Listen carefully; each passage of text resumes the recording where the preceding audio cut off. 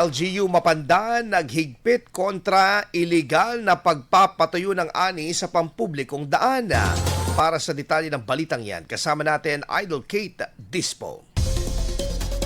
104.7 IFM Report.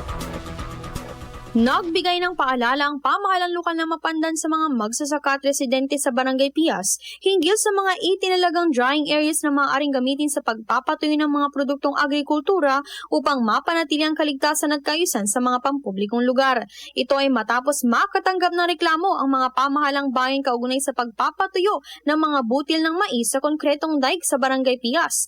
Agad namang rumesponde ang mga kawani ng local government unit upang tugunan ang nasabing usapin.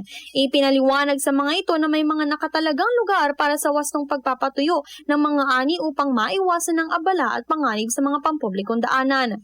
Naging maayos naman ang usapan at kusa umanong pumayag ang may-ari ng butil ng mais na ilipat ang kanyang produkto sa tulong ng rescue vehicle ng Municipal Disaster Risk Reduction and Management Office. Nagpunta rin ang ilang opisyal upang higit pang maipaliwanag ang kahalaga ng paggamit ng mga wastong drying facilities.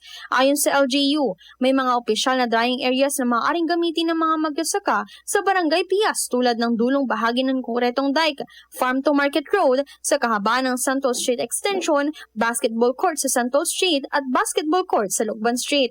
Ipinaalala rin ng pamahalang bayan na ipinagbabawal ang paggamit ng mga pampublikong kalsada at right-of-way bilang drying area alinsunod sa Presidential Decree No. 17, Section 23. Kasama mo mula rito sa IFM Dagupan. Ako po si Idol Kate Dispo, Tatak, IFM.